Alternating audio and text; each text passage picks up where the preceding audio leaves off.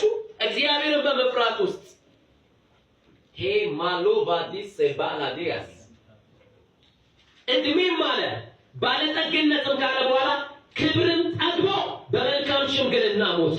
አሜን። በኢየሱስም ክብር ትጠግባለች። አሜን። ልባርካችሁ ሽምግልናችሁ ያማረ ይሆናል። አሜን። ሽምግልናችሁ ያማረ ይሆናል። አሜን። በኢየሱስም አድካሚ አይሆንም። አሜን። እስኪ አይሆንም በሉ።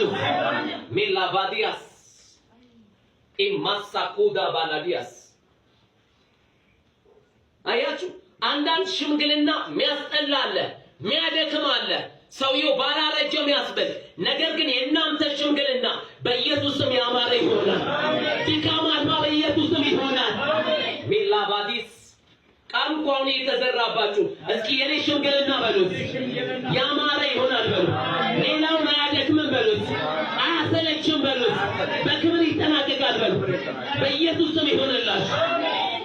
ሜሎቫንዲስ ኢማሳጉዳ ባላዲያስ እድሜም አለ ባለጠግነትም ክብርም ጠግቦ አለ በመልካም ሽምግልና ሞተ። በሕይወታችሁ ማለት ነው የእድሜያችሁ አመሻሽ መበላሸት የለበትም።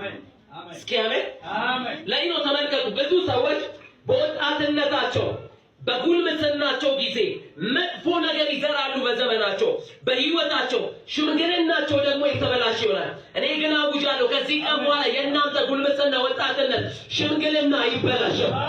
አይበላሽም በሉ። ሜላቫዲያስ አሜን። ለይኖ መጽሐፍ ቅዱስ መክብብ 12 ላይ ሲናገር የጭንቅ ቀን ሳይመጣ አለ በጉዝና ወራት አምላክን ፈጣሪክን እግዚአብሔርን አስባል። ዛሬ በዚህ ቤት ተገኝታችኋል። ዛሬ በእግዚአብሔር ቤት ተገኝታችኋል። እሱ ልትፈልጉ መጣችኋል። ዘመናችሁ በክብር ይጠናቀቃል። በኢየሱስም በሞገስ ይጠናቀቃል። እግዚአብሔር የሚፈራ ታላቦንዳሳ አያችሁ እግዚአብሔርን በመፍራት ውስጥ ክብር አለ። እግዚአብሔርን በመፍራት ውስጥ ባለጠግነት አለ። እግዚአብሔርን በመፍራት ውስጥ እድሜን በአግባቡ መኖር አለ። አሜን። ቀኝ እጃችሁን ዘርጉና በኢየሱስም በሉት በኢየሱስ የኔ እድሜ በሉት አይባክንም በሉት። በእግዚአብሔር ቤት በሉት ተጀምሯል። በእግዚአብሔር ቤት ይጠናቀቃል በሉት። በኢየሱስም ይሁንላችሁ። ኢየሱስ ጌታ አሜን። እግዚአብሔርን መፍራት ዳዊት በዘመኑ እግዚአብሔርን የሚፈራ ሰው ነበር። የሚፈራ የሚወድ ሰው ነበር። ስለዚህ እግዚአብሔርን መፍራት ሙሉ የህይወት መከናወንን ይሰጣል።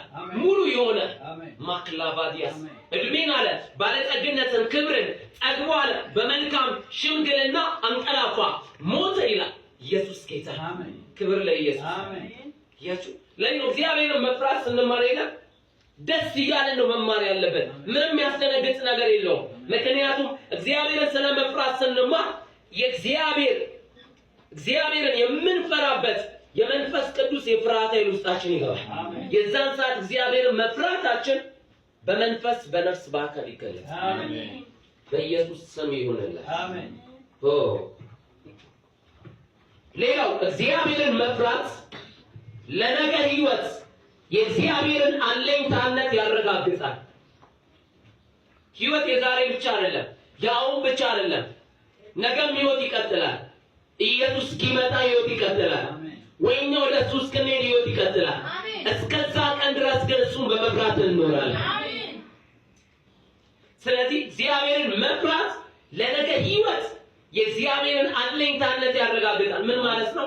እግዚአብሔር ከኛ ጋር እንዲሆን ለራሱ ለእግዚአብሔር አቅም ይፈጥርለታል። እግዚአብሔርን መፍራት ለራሱ ለእግዚአብሔር አያችሁ፣ እግዚአብሔርን መፍራት እግዚአብሔር ከመንፈሳችን ጋር ከነፍሳችን ጋር ከአካላችን ጋር ከቤተሰባችን ጋር ከህይወታችን ጋር እስከ ዕድሜያችን ፍጻሜ በኢየሱስ ያቆየዋል። አሜን። ከኛ ጋር እግዚአብሔር እንዲቆይ ያደርገዋል። እግዚአብሔር ከኛ ጋር እንዲኖር ያደርገዋል። እግዚአብሔርን መፍራት ለዚህ ነው ምሳሌ ምዕራፍ 23 ከቁጥር 17 እስከ 18 ምሳሌ ምዕራፍ 23